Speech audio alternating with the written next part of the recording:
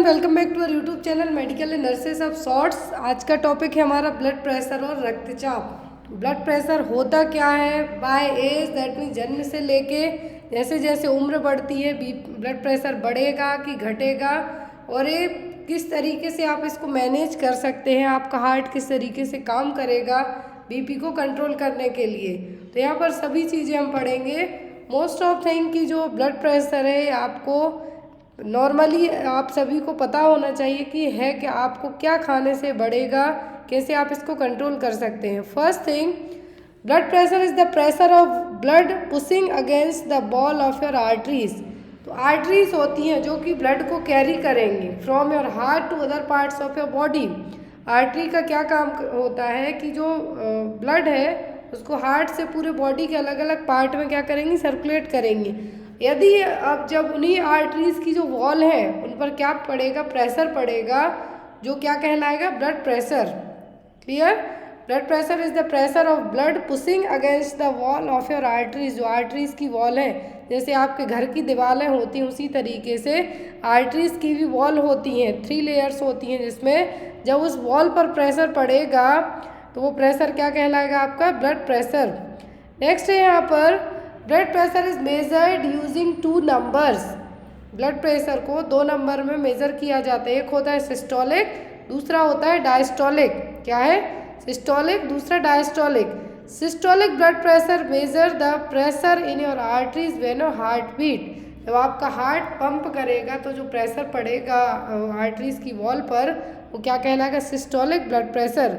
Diastolic blood pressure measures the pressure in your arteries when your heart rest between the beats. तो पहले जो pressure पड़ा, जो heart ने बीट किया, जब पंपिंग की, तो जो प्रेशर मेजर किया जा रहा है वो कहलाएगा सिस्टोलिक। और जब आपका हार्ट रिलैक्सिंग मोड में गया, जब आपका हार्ट रिलैक्सिंग मोड में गया तो वो कहलाएगा आपका diastolic blood pressure. Normally systolic BP होता है 120 और जो डायस्टोलिक बीपी होता है वो होता है 80। इसीलिए हम कहते हैं कि नॉर्मल बीपी कितना होता है, 120/80 mm ऑफ Hg। मरकरी में इसको क्या किया जाता है, मेज़र किया जाता है। ये देखिए सिस्टोलिक और डायस्टोलिक। सिस्टोलिक ब्लड प्रेशर क्या है, कॉन्ट्रैक्शन होगा जब आपके हार्ट में, वो प्रेशर क्या कहलाएगा, सिस्टोलिक प्रेशर। जब आपका हार्ट रिलैक्स होगा, पंपिंग कर बीट करने के बाद, हार्ट बीट करने के बाद क्या होगा, रिलैक्स मोड में जाएगा तो वो कहलाएगा आपका डायस्टोलिक ब्लड प्रेशर। सिस्टोलिक होता है 120, डायस्टोलिक होता है 80। क्यों? क्योंकि इस टाइम पे हार्ट ने क्या किया, रिलैक्स किया, इसलिए कम है। The auricular systole is for 1 second and ventricular systole is for 3 second. तो जो ऑरिकुलर सिस्टोल है 1 सेकेंड का होता है, वेंट्रिकुलर सिस्टोलिक 3 सेकेंड का होता है। यदि पूरी कार्डियक साइकिल आपसे पूछते हैं तो वो होती है 0.8 सेकेंड की। क्लियर? अब यहाँ पर मोस्ट इम्पॉर्टेंट थिंग हम पढ़ेंगे जो आपको पता होना चाहिए। By age, that means age के अकॉर्डिंग ब्लड प्रेशर कितना होना चाहिए। 1 to 12 मंथ, मतलब 1 महीने से लेके 12 महीने के बच्चे का जो नॉर्मल ब्लड प्रेशर होना चाहिए वो कितना होना चाहिए, 90/60 mm ऑफ Hg। 90 है सिस्टोलिक, 60 है डायस्टोलिक ब्लड प्रेशर। मिनिमम होता है 75 से 60, मतलब 75/60, और जो मैक्सिमम है 110/75। तो यदि आपको बच्चे के लिए ब्लड प्रेशर, बच्चे का मैक्सिमम बीपी कितना बढ़ सकता है, 110/75 तक। जैसे जैसे एज क्या होगी, बढ़ती जाएगी बच्चे की, वैसे वैसे बीपी भी आपका बढ़ता जाएगा। और एक एडल्ट पर्सन का नॉर्मल ब्लड प्रेशर होता है 120/60 mm ऑफ Hg। क्लियर? 1 से 5 साल का बच्चा है, नॉर्मल ब्लड प्रेशर होगा 95/60 mm ऑफ Hg। 6 से 13 साल का है तो 105/70 mm ऑफ Hg। यदि 6 से 13 साल के बच्चे में कहते हैं कि 115 या फिर 110/80 mm ऑफ Hg है, दैट मीन्स बच्चे का क्या है, हाई बीपी है, ब्लड प्रेशर बढ़ा हुआ है। जब उम्र 14 से 19 साल हो जाए, मतलब जो एडोलेसेंट पीरियड में यदि एज रहती है, इस टाइम पे बीपी कितना होगा, 117/77 mm of Hg, 117/77 mm of Hg। 20 to 24 year में 120/79, क्या है, 120/79। अब ये पीरियड होता है जो इस टाइम पे 20 से 30 साल तक का भी आप मान लीजिए, तो यहाँ पर बीपी कितना रहता है, सेम रहेगा। 25 से 29 में ओनली 1 पॉइंट बस यहाँ पे आपका बढ़ेगा। 30 से 34 में 122/81 mOf हो जाएगा आपका। 35 से 39 में 123/82 mOf। जो मैक्सिमम यहाँ पर नंबरिंग दिख रही है ये है सिस्टोलिक की, और जो जब हार्ट आपका रिलैक्स हो रहा है तो जो कि डायस्टोलिक प्रेशर है, इसीलिए क्या है, कम है। फिर 40 से 44 साल की उम्र आती है तो 125/83। ऐसे ऐसे करके जैसे जैसे एज बढ़ती जाती है ब्लड प्रेशर भी बढ़ता जाता है। क्लियर? ये नॉर्मल रेंज है, यहाँ पे नॉर्मल रेंज है कि जैसे जैसे एज बढ़ती जा रही है वैसे वैसे ब्लड प्रेशर की रेंज भी बढ़ती जाती है।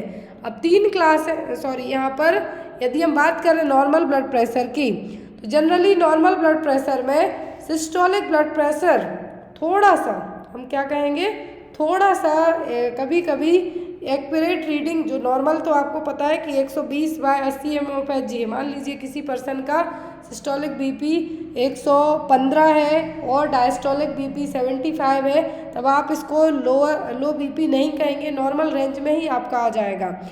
जब ब्लड प्रेशर 120 से 129 तक चला जाए, जो सिस्टोलिक ब्लड प्रेशर है, अपर नंबरिंग है जिसको हम कहेंगे, जब आपका हार्ट बीट कर रहा है तो सिस्टोलिक ब्लड प्रेशर कितना हो जाए, 120 से लेके 129 तक हो जाए, तब हम इसको कहेंगे कि ब्लड प्रेशर बढ़ रहा है। और डायस्टोलिक कितना रहे, लेस देन 80 ही रहे। जब डायस्टोलिक लेस देन 80 ही रहे तब क्या है, और लेकिन सिस्टोलिक बढ़ जाए, सिस्टोलिक बीपी बढ़ रहा है, यदि डायस्टोलिक सेम है एज रेंज, तब भी हम उसको ब्लड प्रेशर का बढ़ना ही कहेंगे, हाई ब्लड प्रेशर और हाइपरटेंशन कहेंगे। इसकी स्टेज आपको पता होना चाहिए, first, second and third. Third को तो सीधा क्राइसिस ही कह देंगे। तो जब ब्लड प्रेशर आपका 130 से 139 सिस्टोलिक हो और 80 से 89 की रेंज में, मतलब डायस्टोलिक भी बढ़ना स्टार्ट हो जाए, ज़रूरी नहीं है कि ओनली सिस्टोलिक ही बढ़े, डायस्टोलिक भी जब बढ़ना स्टार्ट हो जाए तो 130 से 130/80 mOf को भी हाई ब्लड प्रेशर में काउंट किया जाएगा। यदि ब्लड प्रेशर बढ़ता है तब ये सिचुएशन कहलाएगी आपकी हाइपरटेंशन। सेकेंड स्टेज में सिस्टोलिक ब्लड प्रेशर 140 से ज़्यादा चला जाएगा और डायस्टोलिक ब्लड प्रेशर 90 से ज़्यादा चला जाएगा, तभी कहलाएगा स्टेज सेकेंड हाइपरटेंशन। फिर आता है कि जब ब्लड प्रेशर आपका 180/120, 180 यहाँ पर सिस्टोलिक है और 120 डायस्टोलिक है, ये सब में इसमें क्या होगा, हाइपरटेंसिव क्राइसिस।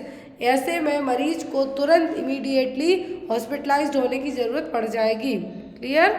फिर यहाँ पर आपका आर्टेरियल ब्लड प्रेशर, आप इसको मेज़र कैसे करेंगे? जो ब्लड प्रेशर है, आप हॉस्पिटल में जाते हैं, बीपी ऑपरेटर्स जिसको हम कहेंगे, तो ये क्या कहलाता है, स्फिग्मोमैनोमीटर, जिसके थ्रू आप ब्लड प्रेशर को मेज़र करते हैं। क्या है? स्फिग्मोमैनोमीटर। और एक हेल्दी पर्सन का नॉर्मल ब्लड प्रेशर होता है 120/80 mmOf। अब हम बात करेंगे कौन से फैक्टर्स हैं, कौन से फैक्टर्स हैं जो कि ब्लड प्रेशर को अफेक्ट करेंगे, मतलब आपके ब्लड प्रेशर को बढ़ा सकते हैं, घटा सकते हैं। तो age, the pressure rises with the age, हमने स्टार्टिंग में ही पढ़ा कि जैसे जैसे उम्र बढ़ती जाती है ब्लड प्रेशर बढ़ता जाता है। Reaching a peak at the onset of puberty and then tends to decline, puberty age तक के पीक लेवल पे पहुंचेंगे, मतलब 21 साल तक की एज तक आपका बीपी नॉर्मल एडल्ट के जैसे ही काउंट होने लगेगा, लेकिन फिर धीरे धीरे कम होना स्टार्ट हो जाता है। बेस्ड ऑन एज की बात करते हैं। एक्सरसाइज, जब आप फिजिकल एक्सरसाइज करते हैं, जिम वगैरह जाते हैं, तब आपकी कार्डियक आउटपुट बढ़ जाती है, जिसके कारण बीपी भी आपका बढ़ा हुआ रहेगा। इसीलिए जब आप नॉर्मल रिलैक्सिंग मोड में बैठे हो तब बीपी चेक किया जाता है। फिर आता है स्ट्रेस, स्ट्रेस के यहाँ पर stimulation of the sympathetic nervous system increase cardiac output, जैसे जैसे कार्डियक आउटपुट बढ़ेगी, मतलब हार्ट पर लोड पड़ेगा, वैसे वैसे आपका बीपी बढ़ेगा, सिंपल सी बात है यहाँ पर। फिर आता है रेस, मतलब जो काले गोरे का जो रंग भेद है वो यहाँ पर। African American tends to have high blood pressure than European Americans, क्योंकि यहाँ पर एक एग्जैक्ट रीजन्स तो पता नहीं है, लेकिन जो काले लोग हैं या फिर जो ज़्यादा गोरे लोग हैं उनका ब्लड प्रेशर बढ़ा हुआ रहता है। फिर आता है सेक्स, सेक्स का मतलब मेल और फीमेल। फीमेल का blood pressure age compare to male के हमेशा कम काउंट होता है, क्योंकि हार्मोनल वेरिएशंस के कारण। लेकिन जैसे ही मेनोपॉज, मतलब परमानेंट पीरियड्स आना स्टॉप हो जाते हैं, उस एज से ब्लड प्रेशर हमेशा हाई काउंट होता है एज़ कम्पेयर टू मेल के। याद रखना है आपको, फीमेल का बीपी नॉर्मली कितना होता है, कम होता है मेल के, लेकिन मेनोपॉज पीरियड्स आना बंद हो जाते हैं, उस टाइम से बीपी हाई काउंट होगा आपका। फिर मेडिकेशन, बहुत सारी मेडिसिन है जिसके कारण आपका बीपी लो हो सकता है, बढ़ भी सकता है।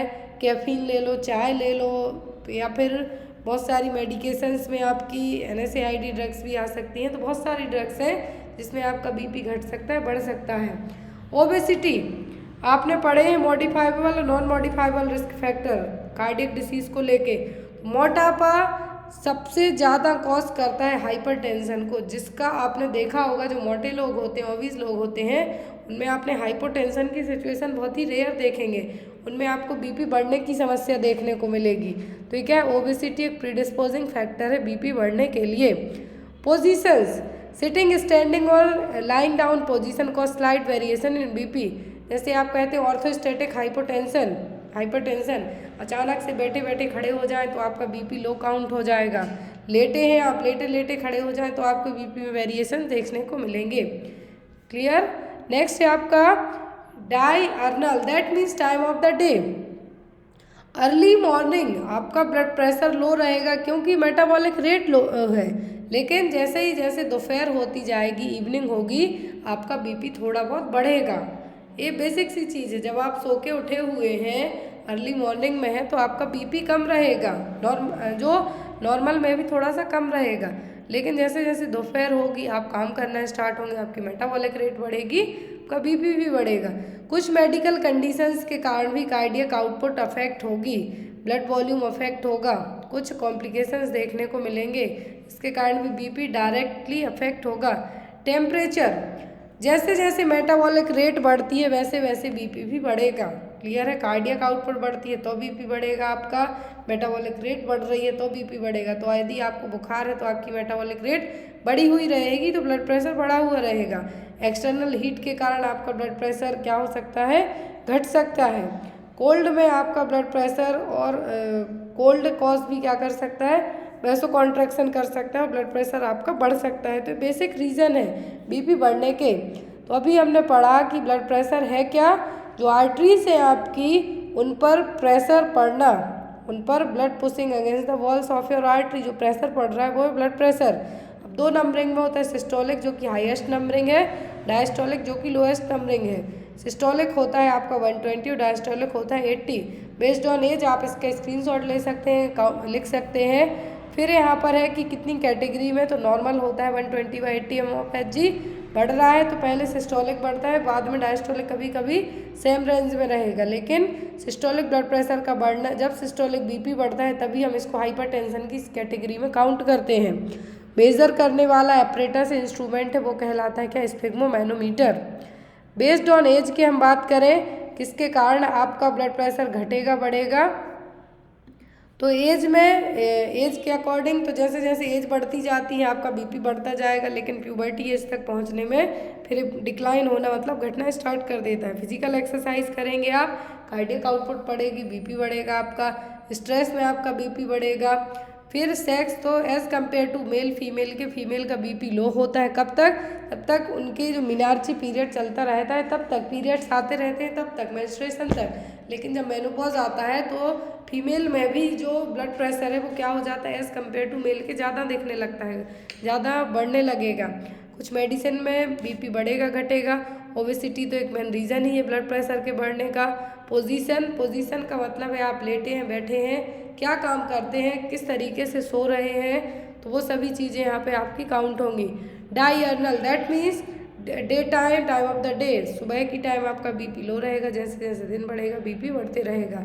क्यों? क्योंकि आप काम धाम स्टार्ट करेंगे, आपकी मेटाबॉलिक रेट बढ़ेगी, इसलिए कुछ मेडिकल कंडीशंस में बीपी बढ़ना लगता है क्योंकि कार्डियक आउटपुट, कार्डियक लोड बढ़ेगा। इसलिए टेम्परेचर का मतलब जब आपकी बॉडी का टेम्परेचर बढ़ा हुआ रहेगा तो मेटाबॉलिक रेट बढ़ेगी, मेटाबॉलिक रेट बढ़ेगी तो कार्डियक आउटपुट बढ़ेगी, कार्डियक आउटपुट बढ़ेगा तो आपका बीपी बढ़ेगा। बहुत ही बेसिक और छोटी छोटी चीज़ें जो आपको आना चाहिए। नेक्स्ट इम्पॉर्टेंट पॉइंट है कि आप इस बीपी को नॉर्मली कैसे कंट्रोल कर सकते हैं। आपका बीपी नहीं बढ़ रहा है, आप नॉर्मल वे में है, लेकिन आप यदि चाहते हैं कि आपको ब्लड प्रेशर की जो हाइपरटेंशन जिसको हम कहेंगे या फिर हाइपोटेंशन बीपी बढ़ना और घटना ना हो, तो आप कैसे कंट्रोल करेंगे? तो आप कम नमक खाइए, साथ ही साथ स्ट्रेस कम लीजिए, ब्रीदिंग एक्सरसाइज कीजिए। अपना यदि जो लोग मोटे हैं तो वजन घटाने के लिए एक्सरसाइज कीजिए, डाइट पर कंट्रोल कीजिए अपनी, योगा कीजिए, ऑक्यूपंचर एक्सरसाइज कीजिए। साथ ही साथ आप ज़्यादा पोटेशियम, मैग्नीशियम और कैल्शियम लें अपनी डाइट में। और यहाँ पर कोएंजाइम्स यहाँ पर आप अपनी डाइट में इंक्लूड कर सकते हैं, लेकिन जितना आपको आता है आप उतना कीजिए। बेसिकली थोड़ा बहुत यदि आप एक्सरसाइज नहीं कर सकते तो वॉक कीजिए, वॉक करना सबसे ज़्यादा हेल्दी है। फ्रूट्स लीजिए, नमक कम खाइए। तो बेसिक पॉइंट है। आई होप आपको ब्लड प्रेशर का टॉपिक इजीली क्लियर हो गया हो, समझ में आया हो। और भी कोई डाउट हो तो आप कमेंट बॉक्स में कमेंट करके पूछ सकते हैं।